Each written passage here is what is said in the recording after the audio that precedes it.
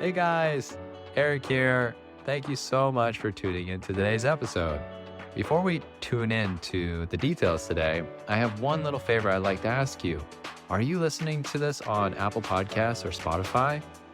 If you are, and if you haven't done it already, it would be so helpful to Anita and I if you could leave a 5-star review. It could just be putting 5 stars or even writing down something that you really enjoyed and learned from the episodes that you've heard so far. This kind of help would really improve our ability to give you better content and also to help other people find out about Taiwanica. So if you wouldn't mind taking just a few moments to do that if you haven't already, we would greatly appreciate it. Thank you so much, and we really hope you enjoyed today's episode. We'll be touching Ellie. So wait. Am I going to touch boobs, or are you touching my boobs? Like, are we touching each other's boobs? That's all of them. Oh my god. Where are we going? This is episode 39, talking about Taiwan top 5 go-to places, Taiwan Lang version. Hello everybody, I'm a Taiwanese. My name is Anita. I'm one of the hosts on Taiwanica. Today, join me is a Waigoran, Eric. What's up, everybody? My name is Eric. I'm an American here to judge all of Anita's top 5 go-to places. I'm very excited about this. Oh my god. All right. I'm actually kind of nervous when I was thinking about those top 5 places. Because there are so many good places to go, Top 5 is not enough, but I try my best. Yeah, sure. Well, I'm very curious about what is a local's point of view on all of these. Pay attention to this because this is Anita's personal opinion.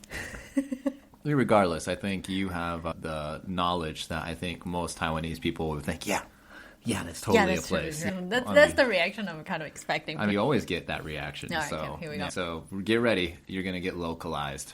Number 5. What's number 5? Lugang. Lugang. Yeah. Oh, okay. Wait. Lugang. Yes. Where is Lugang? Lugang is in Zhanghua. So is Lugang a mountain? It's not a mountain. Is it by the ocean? No, it's near the ocean. It's near the ocean. All right. Well, I'm going to stop guessing like a foreigner. What's at Lugang? Lugang is a very, very, very traditional little town in Zhanghua. And this is my personal favorite place to go wherever it comes to a small traditional town. In this place, they just have so many beautiful buildings, and each building has their stories behind it. Basically, you think about Lugang, is like there was a huge temple for Mazu. So around this temple, they were basically like night market. There will be people, food, restaurants, things that you can do around the temple. Oh, is this like a old street? It is. Okay, so let's give you a little bit of history background of Taiwan. A long, long time ago, there are 3 ports, like the most civilized areas. Yeah, so when the Dutch army that invaded Taiwan, the first stop is in Tainan. And at that time, if you wanted to make money, what do? You do trading, like international trading. Absolutely. So what other places you can go do trading? The port. Right. Yeah. So there are actually few ports around Taiwan. In Tainan we have one, in Taipei we have one, and the central of Taiwan is this place, Lugang. Okay. So it's like a Taichung, but a long time ago. Ah, the central port of Taiwan. Yes. Interesting. So there are a lot of like people who lived there long time ago. Those like considered successful people, businessmen. They are living this little business town. But of course, right now all the people are moving to the north. So this little town is very traditional. They still keep in like the style. Some buildings and some houses they're still kept in a very traditional style. So those are the places I like to go. You usually basically go there and you can easily find a map on the street, and you can look at so many different places that you can go. There are like small alleys that you can go, they will tell you the story. And outside of that, you can also eat a very special food. Ooh. Only in Lugang. What's that? To point us attention when I mentioned about food. Yes, I'm very interested. Food time. There is a type of noodle soup in Lugang. It's called mi sua go. Mi sua go.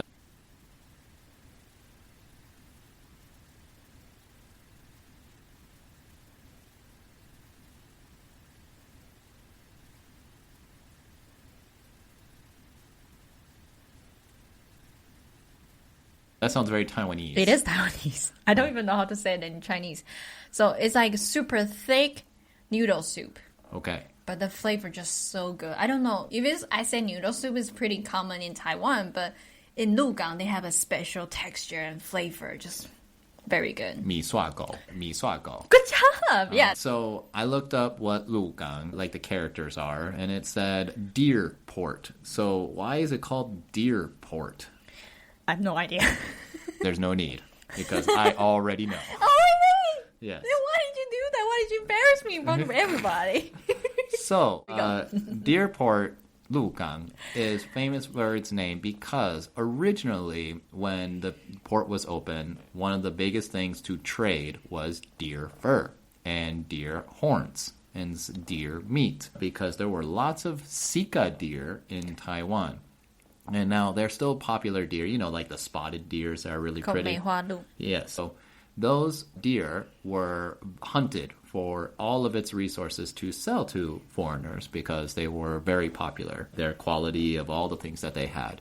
But unfortunately, the reason Lugang became less and less prosperous is because there were less and less deer. So that's why Lugang is not as prosperous as it was before.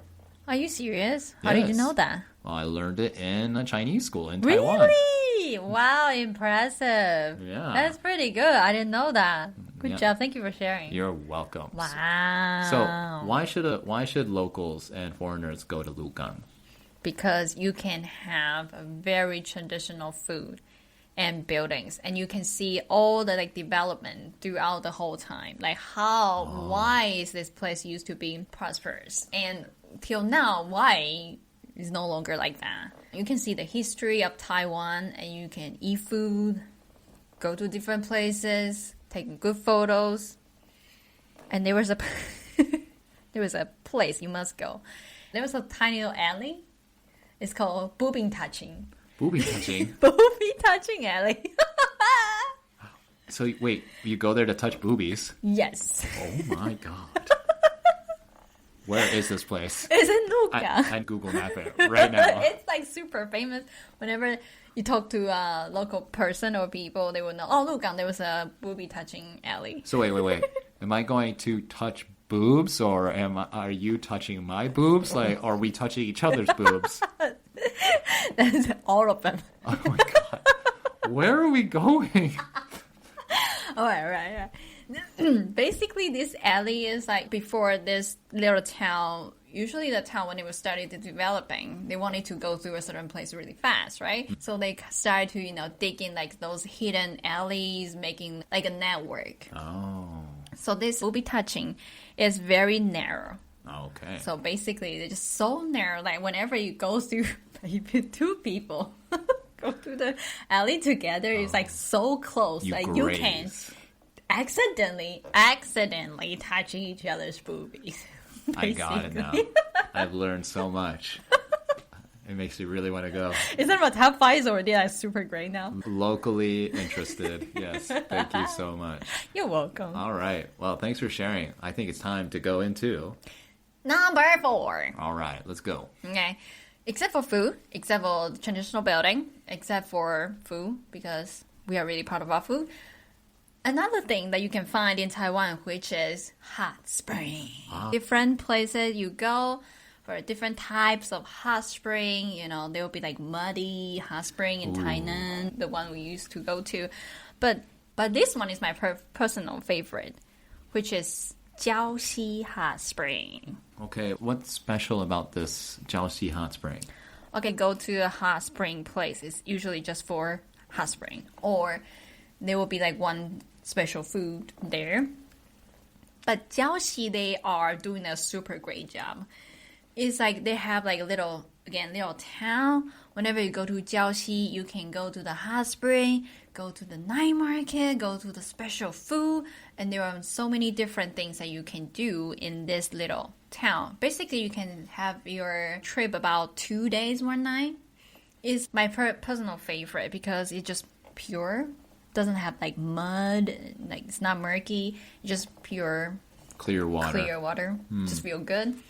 And also I think they are the first place they started to do the the little fishy eating your skin of your feet. Oh, yeah. Yeah, I think that's the first place they start doing it. Yeah, that's really interesting. They have those little hot spring spots where you can dip your feet in, and then the fish will like nibble on your toes. Yeah, it's super ticklish. But it's fun at the same time. It's very, local. Yeah.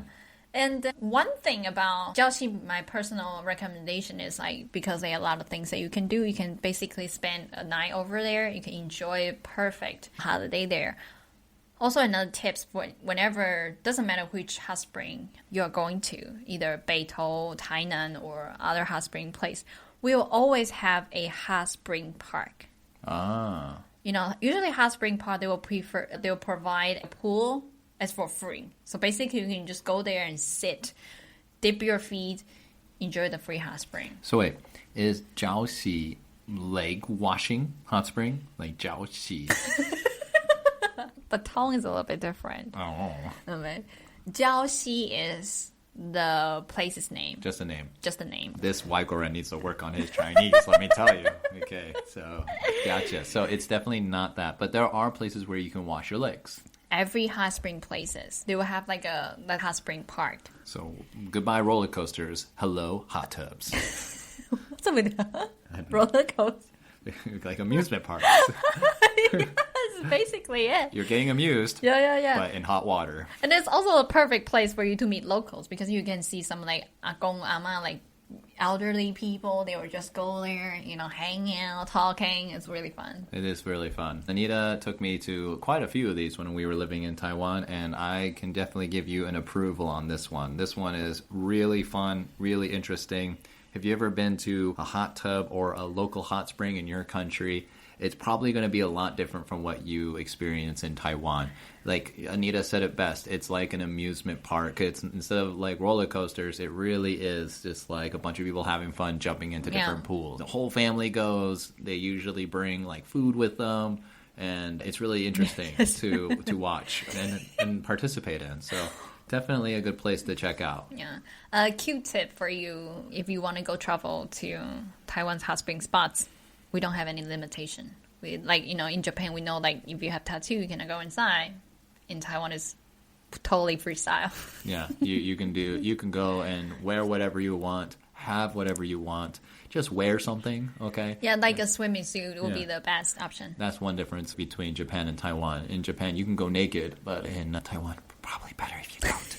You can go with the naked one, but most people go to like the public one. Right. So they usually requires you to wear a swimming suit and a cap. Well, very good. Thanks for sharing. You're welcome. Let's go into Number 3. All right, what is number 3?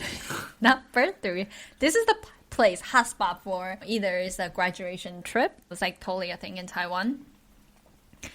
Or like family trip. Or when you're a college student and you have too long of a summer vacation, you don't know where to go, this is the place you go. Okay. Which is Penghu. Penghu. I know where Penghu is. It's not even on Taiwan, technically. It's like an island. It's not just an island. There are a bunch of small islands. Okay, so what do you do? Get sunburn. Sounds like fun. No, like I said, it's famous for the place to go during the summertime because you can do a lot of different types of water activities there. Near the beach, everything that you can think of, you can do it there. It's just really fun, and it's like a place that has lots and lots and lots of different small islands for you to explore. There are like a package you can go to either first 3 biggest islands in one day or like 2-day trip to many different islands, things like that. And every place you go is just beautiful. You can go snorkeling, which is one of the many famous activity people go there to do, or eat seafood or catch fish or any kind of things, any kind of activity that's related to ocean, you can have that. That sounds like a lot of fun. This is really a lot of fun. And there are many different islands, like I mentioned. And one of the islands is my favorite. It's called Qimei. Qimei. Yeah. So Qimei is like my personal favorite island in Penghu. View just incredible. And they will have like a places you can go to see like special shaped rock. They have like 2 hearts, like that kind of thing. So romantic. Yeah, it's really beautiful. And there will be like a small Taiwan. It's literally a rock, looks like Taiwan. It's like super cool. Representing Taiwan with style. Yeah, it's like super cool.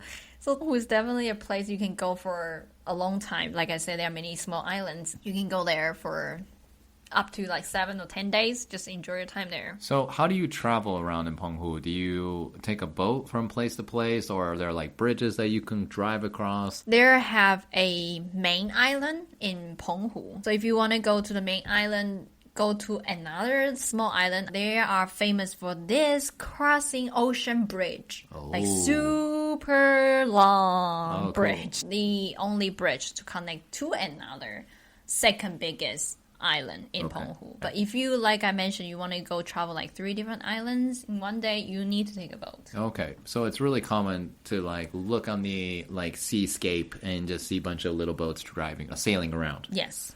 Oh, very cool. And so for me as a foreigner, just like to represent my Waikoran, this is not a famous place. Most of us, when we hear about Taiwan, we're usually just focusing on Taiwan as an island because it's kind of already an island. So hearing about these other little islands off of the island kind of boggled my mind when I first heard about it.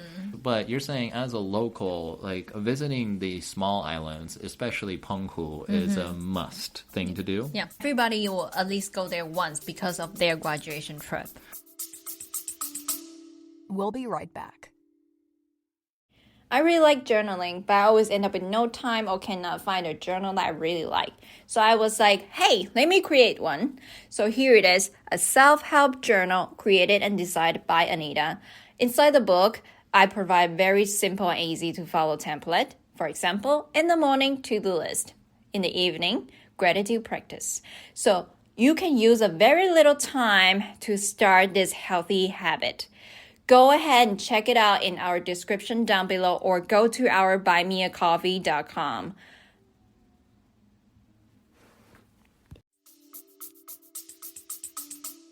So that's like you said, the graduation go-to place. Yeah. Okay.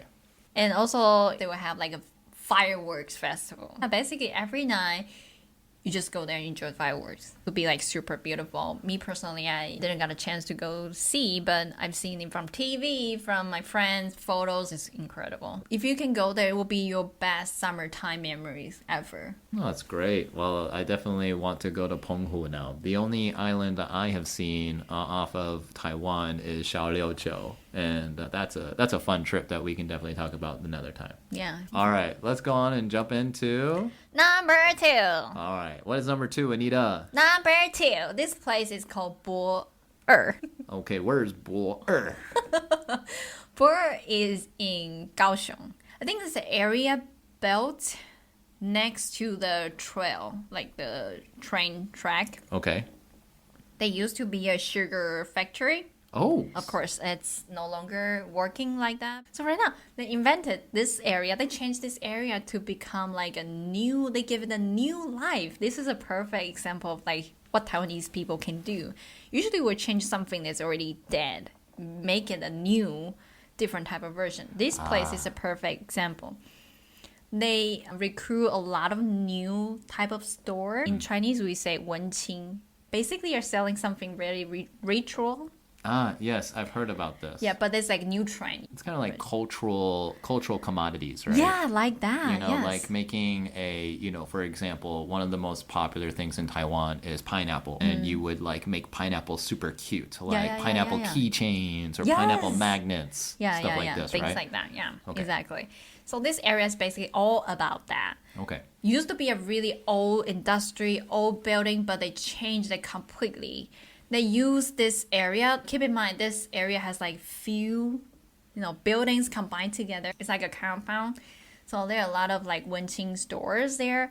And also they will use the area to have like art exhibition from time to time. So it's like really cool place for you to go.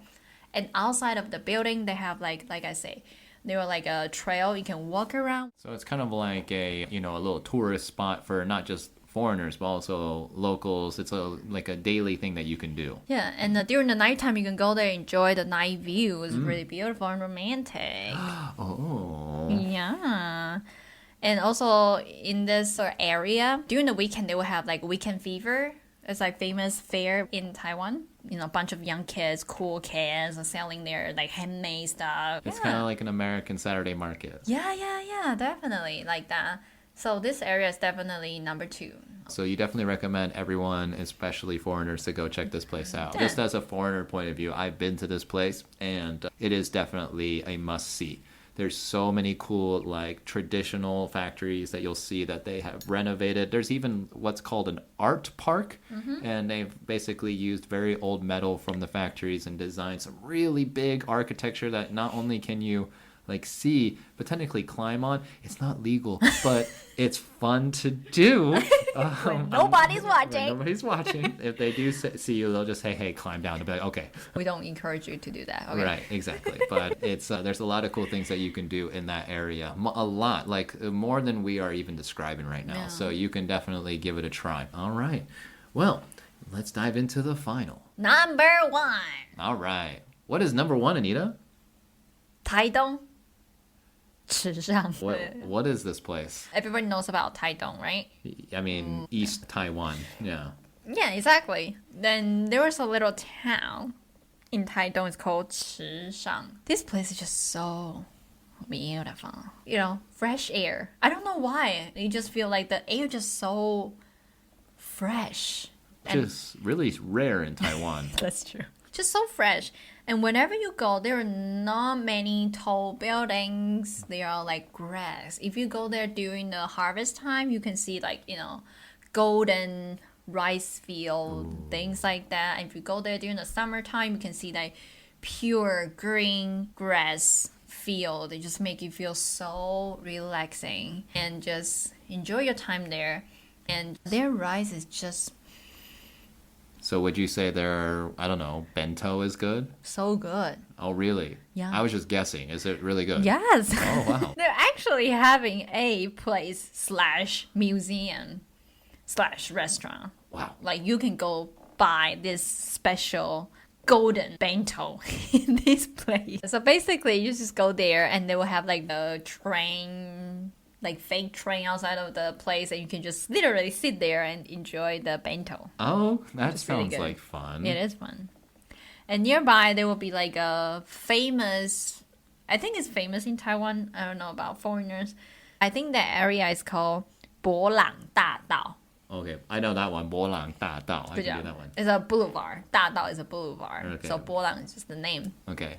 So this boulevard is like so beautiful. You can go there and see the mountains and see the field on the both sides. And you know, in the far away, you can see beautiful mountains. And you know, it's just really nice. You can ride in your bike all around the area, Oh, cool. taking photos and enjoy your time. So why are you recommending this for foreigners to go see? You know, Taiwan is a small island, like we mentioned. Everywhere you go, it's just buildings and people, That's true. right? And sometimes it is great. You know, you go to a night market, you go to a hot spring place, you go to like a traditional alley or traditional like town. It's great to have all those kind of different options. Very colorful, very fun, but sometimes it's just nice to just enjoy the pure view, like very natural Absolutely. scene of Taiwan, because Taiwan, it is beautiful, but you know, we are very small and we develop like super fast, and sometimes it's really really nice. You can just, you know, slow down, just go there riding a bike, you know, enjoy the view, like enjoy the fresh air. Like I'm pretty sure a lot of Taiwanese people already forget about what the fresh air smells like. But yeah, this place is definitely the place you can go and to enjoy what is Taiwan like when there is no people, not so many people, or you know, not so other like commodity stuff in the land. I think that's really well said. And I think that's very true. Taiwan has definitely become very, I think Taiwan has become very developed. And so having a place like this that you can go and like remember the good old days and see how it used to be is a really good reminder of how all countries are. And yeah, whenever I went to Taidong, I always kind of felt like I was in Japan again, just kind of like seeing the beautiful landscapes everywhere you go and the people just being so calm and nice. Yeah, and happy. It's a gorgeous place. So definitely a huge recommendation to try it out, especially if you like rice. The rice is so good. I'm a huge rice fan. I don't know if you knew that, everyone, but Eric loves his rice. And if you ever want to send him rice, get it from Taidong Shishan. Okay? Yeah, because I remember the first time I took him there, I was like, this place is famous for the rice. I was like, come on. I live in Japan, what kind of rice can be better in Japan? And I was like, you just eat it. He was like, boom. Yeah, that's the best Taiwanese rice I've ever had. Yeah. Yeah. Give it a try. Definitely. Well, thank you so much for sharing these. As a foreigner, I would have never expected any of these places. So I think you definitely know your stuff about Taiwan. So thank you so much for sharing these very localized places. You're welcome. Yeah. Well, I hope you enjoyed today. If you did, definitely, give us a thumbs up or a follow on Apple Podcast. If you're listening to us on YouTube, please make sure to subscribe. We would love to have you follow us for more content in the future. Yeah, and leave a comment if you like. Let us know that you're watching, or could say like, oh, Eric's so funny, Anita is so funny. There will be like a huge encouragement for us. Absolutely. Or if you don't like it, tell us that you don't. Tell us that Eric smells like bad. I can smell him through the microphone somehow, or something else. That you definitely let us know that too. We always are looking to improve. Yeah, that's true. So we hope you enjoyed it, and we have another couple of episodes coming up in the same style, but this time it's going to be America. Yeah, buddy. But it's going to be fun. Yeah, so definitely tune in to those when they come out. So we will see you next time. Bye-bye. Bye. Thanks so much for tuning in to Taiwanica. If you're enjoying the show, please feel free to rate, subscribe, and leave a review wherever you listen to your podcasts. That helps others find the show, and we greatly appreciate it. Thanks again for listening, and we'll catch you in the next episode.